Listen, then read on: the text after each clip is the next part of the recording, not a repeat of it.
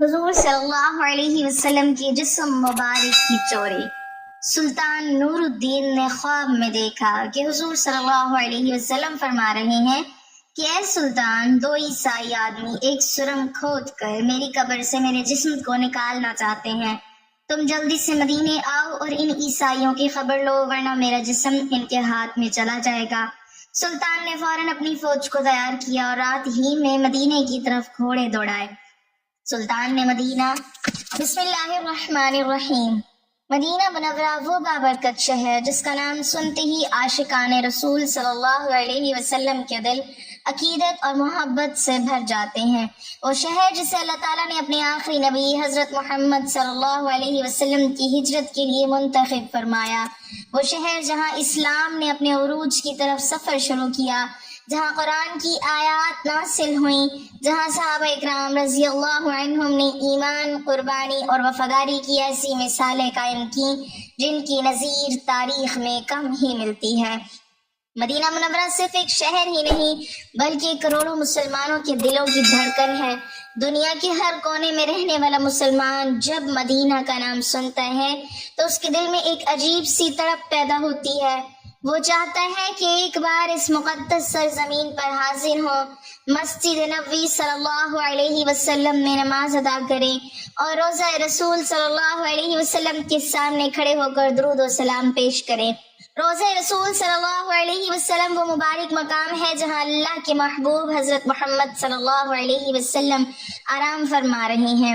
اسی لیے صدیوں سے مسلمان اس مقام سے بھی پناہ محبت کرتے آئے ہیں۔ صحابہ اکرام رضی اللہ عنہم جب مسجد نبوی میں حاضر ہوتے تو انتہائی ادب و احترام کا مظاہرہ کرتے، اپنی آوازیں پست رکھتے اور اس بات کا خاص خیال رکھتے کہ کہیں ان سے کوئی ایسی بات سرزد نہ ہو جائے جو بارگاہ رسالت کے ادب کے خلاف ہو۔ ان کے بعد تابعین، تبع تابعین، اولیاء کرام، علماء اور امت کے نیک لوگ بھی اسی محبت اور عقیدت کے ساتھ اس مقدس مقام کا احترام کرتے رہے۔ تاریخ کے ہر دور میں مسلمانوں نے اپنی جان، مال اور عزت سے بڑھ کر روضہ رسول صلی اللہ علیہ وسلم کی حرمت کو عزیز رکھا، کیونکہ ایک سچے مسلمان کے لیے یہ تصور بھی ناممکن ہے کہ وہ اس مقام کے بارے میں کوئی بے ادبی یا نقصان کا خیال اپنے دل میں لائے۔ یہی وجہ ہے کہ امت مسلمہ ہمیشہ اس مقدس مقام کی حفاظت کو اپنی سعادت سمجھتی رہی ہیں۔ لیکن تاریخ کے اوراق میں ایک ایسا حیران کن اور چونکا دینے والا واقعہ بھی محفوظ ہے جسے سن کر آج بھی انسان حیرت میں ڈوب جاتا ہے۔ ایک وقت ایسا آیا جب کچھ لوگ خاموشی کے ساتھ ایک خفیہ منصوبے پر کام کر رہے تھے، ایسا منصوبہ جس کے بارے میں اگر اس زمانے کے مسلمانوں کو بر وقت خبر نہ ہوتی تو شاید ایک بہت بڑا سانحہ رونما ہو جاتا۔ یہ لوگ بظاہر عام انسانوں کی طرح زندگی گزار رہے تھے، کسی کو ان پر شک نہیں تھا، کسی کو اندازہ نہیں تھا کہ ان کے دلوں میں کیا ارادے چھپے ہوئے ہیں۔ مدینہ منورہ میں معمول کے مطابق عبادتیں ہو رہی تھیں، لوگ مسجد نبوی میں حاضر ہو رہے تھے، زائرین دور دور سے آ کر درود و سلام پیش کر رہے تھے، لیکن اسی دوران پس پردہ ایک ایسا راز پروان چڑھ رہا تھا جس سے تقریباً کوئی واقف نہ تھا۔ دن گزرتے جا رہے تھے، وقت آگے بڑھتا جا رہا تھا اور وہ خفیہ منصوبہ اپنے انجام کے قریب پہنچ رہا تھا۔ بظاہر سب کچھ پرسکون دکھائی دیتا تھا، مگر حقیقت میں ایک ایسا خطرہ جنم لے چکا تھا جو امت مسلمہ کے دلوں کو ہلا کر رکھ سکتا تھا۔ مگر اللہ تعالیٰ اپنے محبوب صلی اللہ علیہ وسلم کے شہر اور اس سے وابستہ مقدس مقامات کو یوں ہی بے سہارا نہیں چھوڑتا۔ جب انسانوں کی نگاہیں کسی حقیقت تک نہیں پہنچ پاتی تو اللہ تعالیٰ ایسے اسباب پیدا فرماتا ہے جن کا کوئی تصور بھی نہیں کر سکتا۔ چنانچہ بہت جلد ایک ایسا واقعہ پیش آنے والا تھا جو اس پوشیدہ راز کو دنیا کے سامنے لے آئے گا۔ ایک ایسا واقعہ جس میں ایک عظیم مسلمان حکمران کا کردار سامنے آئے گا، ایک عاشق رسول صلی اللہ علیہ وسلم جس کی محبت، وفاداری اور عقیدت نے اسے تاریخ کے صفحات میں ہمیشہ کے لیے امر کر دیا، اور جس کا نام آج بھی احترام اور محبت کے ساتھ لیا جاتا ہے۔ سلطان نور الدین زنگی رحمہ اللہ اپنے دور کے ان عظیم حکمرانوں میں شمار ہوتے تھے جنہوں نے اقتدار کو عیش و عشرت کا ذریعہ بنانے کی بجائے اسے دین کی خدمت اور امت کی بھلائی کے لیے استعمال کیا۔ ان کا نام سنتے ہی بہادری، عدل، تقوی اور عشق رسول صلی اللہ علیہ وسلم کی ایک روشن تصویر ذہن میں ابھرتی ہے۔ وہ صرف میدان جنگ کے فاتح نہیں تھے بلکہ اپنے کردار، عبادت اور اخلاص کی وجہ سے بھی لوگوں کے دلوں میں خاص مقام رکھتے تھے۔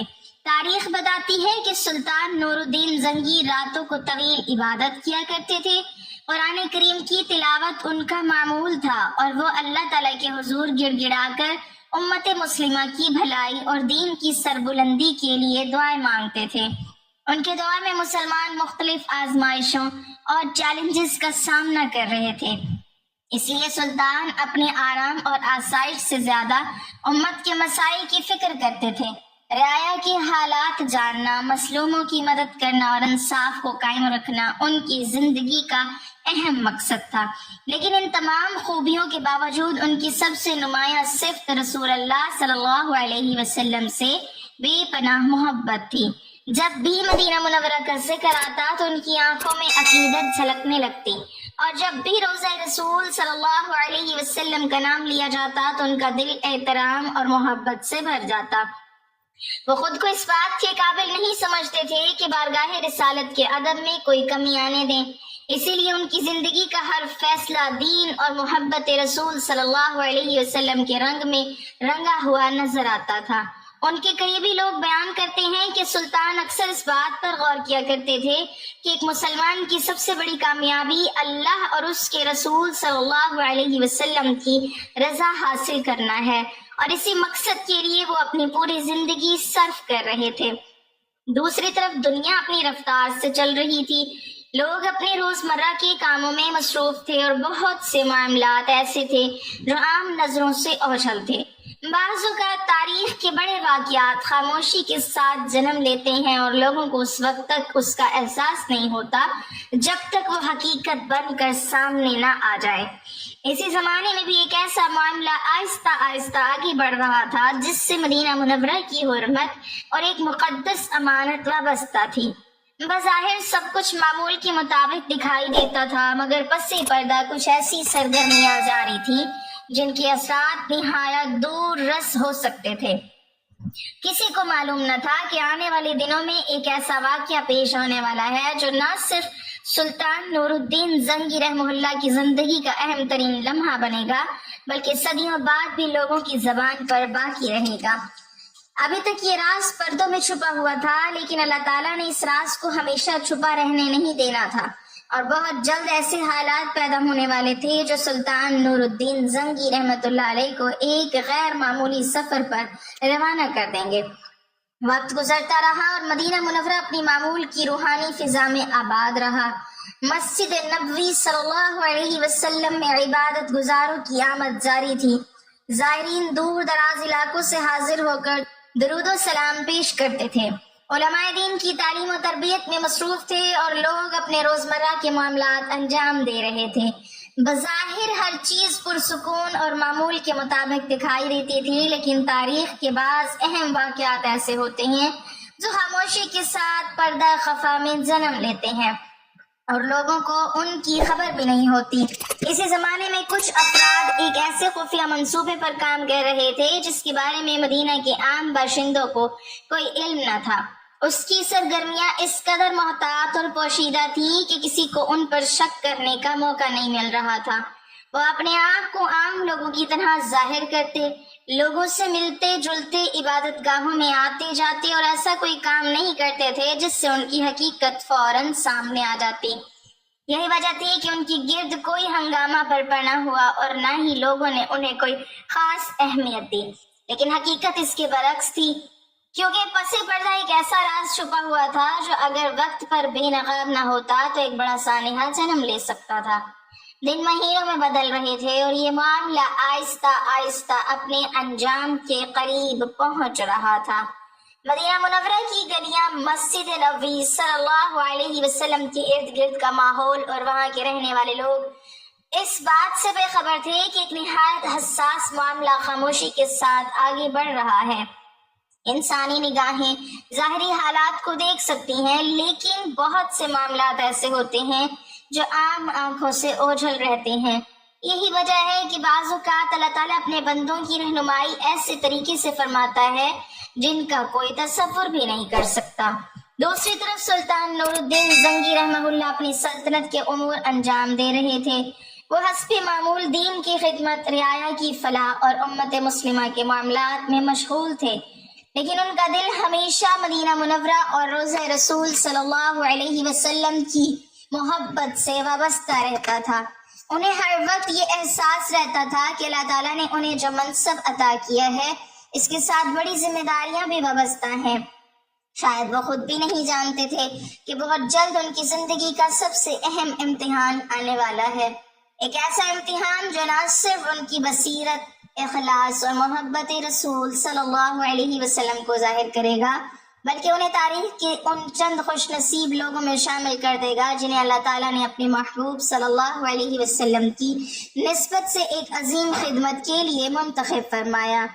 اب وہ لمحہ قریب آ رہا تھا جب ایک ایسا راز کھلنے والا تھا جس نے مدتوں سے خود کو پردوں میں چھپا رکھا تھا، اور اس راز کے آشکار ہونے کا آغاز ایک ایسے خواب سے ہونے والا تھا جس نے سلطان نور الدین زنگی رحمہ اللہ کی زندگی کا رخ ہمیشہ کے لیے بدل دیا۔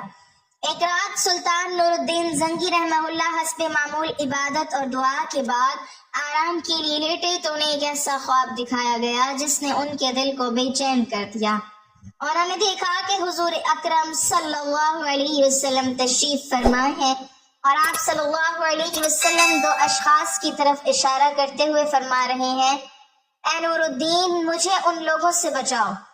سلطان گھبرا کر بیدار ہو گئے، وضو کیا، نماز ادا کی اور اللہ تعالیٰ سے رہنمائی کی دعا مانگی، لیکن جب دوبارہ سوئے تو وہی خواب پھر نظر آیا۔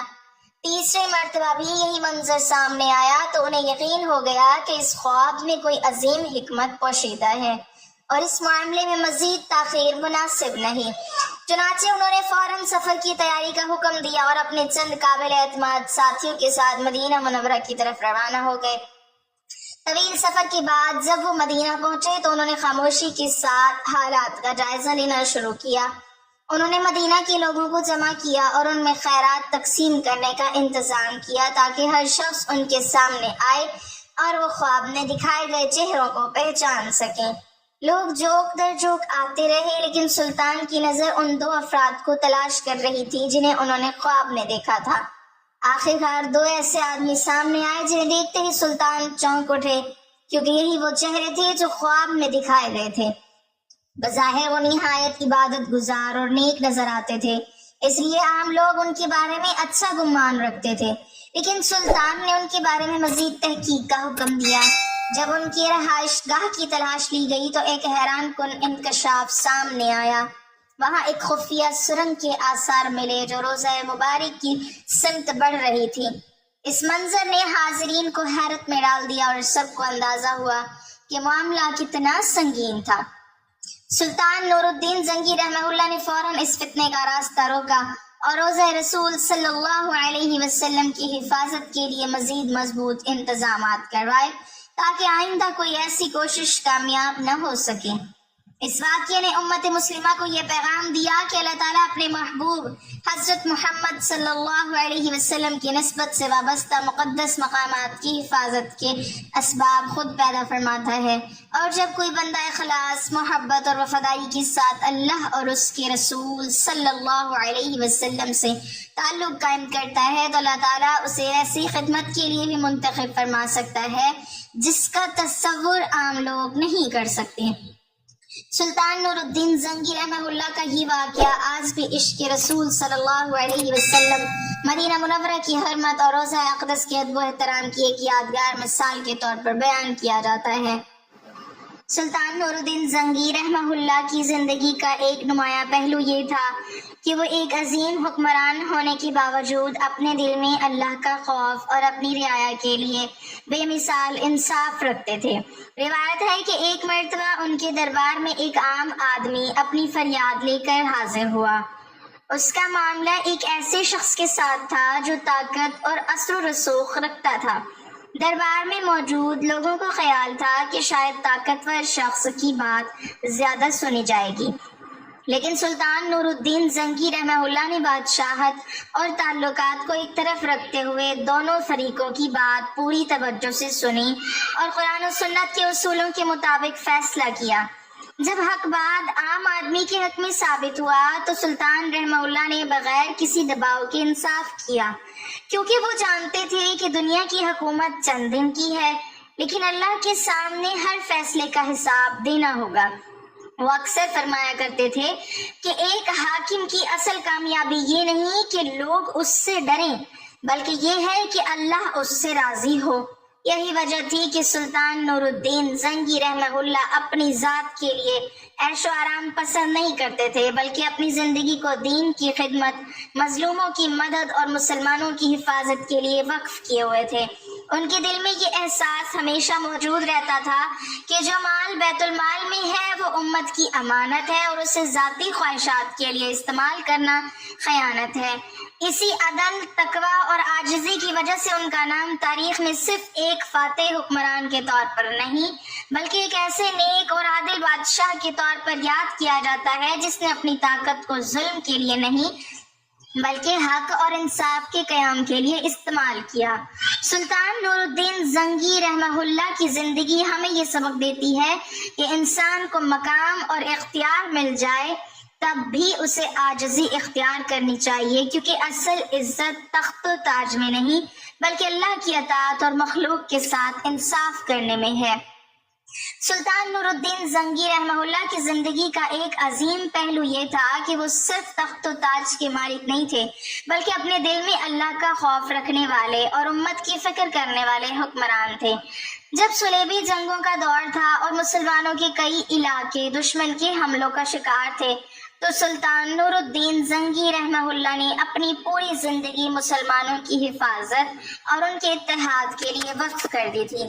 وہ جانتے تھے کہ دشمن صرف ہتھیاروں سے نہیں بلکہ مسلمانوں کی کمزوریوں سے فائدہ اٹھاتا ہے، اسی لیے انہوں نے اپنی سلطنت میں عدل قائم کیا، لوگوں کے دلوں کو جوڑا اور ایک مضبوط نظام قائم کیا۔ ایک مرتبہ جب صلیبی لشکر مسلمانوں کے مقابلے کے لیے آگے بڑھا تو سلطان نور الدین زنگی رحمہ اللہ نے اپنے لشکر کو جمع کیا اور انہیں صرف جنگ کی تیاری کا حکم نہیں دیا بلکہ ان کے دلوں کو ایمان اور یقین سے مضبوط کیا۔ انہوں نے اپنے سپاہیوں کو یاد دلایا کہ ہم کسی دنیاوی فائدے یا مال و دولت کے لیے نہیں لڑ رہے بلکہ مظلوم مسلمانوں کی حفاظت اور حق کی دفاع کے لیے کھڑے ہیں۔ میدان جنگ میں سلطان رحمہ اللہ خود اپنی فوج کے ساتھ موجود رہتے تھے تاکہ سپاہیوں کے حوصلے بلند رہیں۔ وہ اپنے ساتھیوں کو بتاتے تھے کہ فتح کا دار و مدار صرف تعداد اور طاقت پر نہیں بلکہ اللہ تعالیٰ کی مدد پر ہے۔ اسی لیے وہ جنگ کے دنوں میں کثرت سے عبادت کرتے، دعائیں مانگتے اور اللہ کے سامنے اپنی کمزوری کا اظہار کرتے تھے۔ ان کی زندگی کا حال یہ تھا کہ ایک طرف وہ ایک عظیم سلطنت کے حکمران تھے لیکن دوسری طرف دل میں عاجزی اور خوف خدا رکھتے تھے۔ ان کے قریب رہنے والے لوگوں نے دیکھا کہ وہ راتوں کو اٹھ کر عبادت کرتے اور اپنی رعایا کے لیے دعائیں کرتے تھے۔ جب کسی نے ان سے پوچھا کہ اتنی بڑی حکومت ہونے کے باوجود آپ اتنی محنت اور عبادت کیوں کرتے ہیں تو انہوں نے فرمایا کہ میں جانتا ہوں کہ اللہ تعالیٰ نے مجھے لوگوں کا ذمہ دار بنایا ہے اور قیامت کے دن مجھ سے ان کے بارے میں سوال کیا جائے گا، اس لیے مجھے ہر وقت اپنی ذمہ داری کا احساس رہتا ہے۔ سلطان نور الدین زنگی رحمہ اللہ کی یہی خوبیاں تھیں کہ وہ صرف ایک بہادر سپہ سالار نہیں بلکہ ایک عادل، متقی اور رحم دل حکمران کے طور پر تاریخ میں یاد کیے جاتے ہیں۔ انہوں نے اپنی طاقت کو غرور کے لیے استعمال نہیں کیا بلکہ دین کی خدمت، مظلوموں کی مدد اور مسلمانوں کی عزت کی حفاظت کے لیے استعمال کیا۔ ان کی زندگی ہمیں یہ سبق دیتی ہے کہ انسان کو جب بھی اختیار اور طاقت ملے تو اسے اللہ کی امانت سمجھ کر استعمال کرنا چاہیے، کیونکہ حقیقی کامیابی دنیا کی حکومت میں نہیں بلکہ اللہ کی رضا حاصل کرنے میں ہے۔ اللہ تعالیٰ ہمیں بھی اپنے محبوب صلی اللہ علیہ وسلم کی سچی محبت، ادب اور اتباع نصیب فرمائے، ہمارے دلوں کو مدینہ منورہ کی محبت سے منور فرمائے اور ہمیں دنیا و آخرت میں رسول اللہ صلی اللہ علیہ وسلم کی شفاعت نصیب فرمائے، آمین۔ ناظرین، کمنٹ باکس میں اللہ تعالیٰ کے 99 ناموں میں سے ایک نام ضرور ٹائپ کریں۔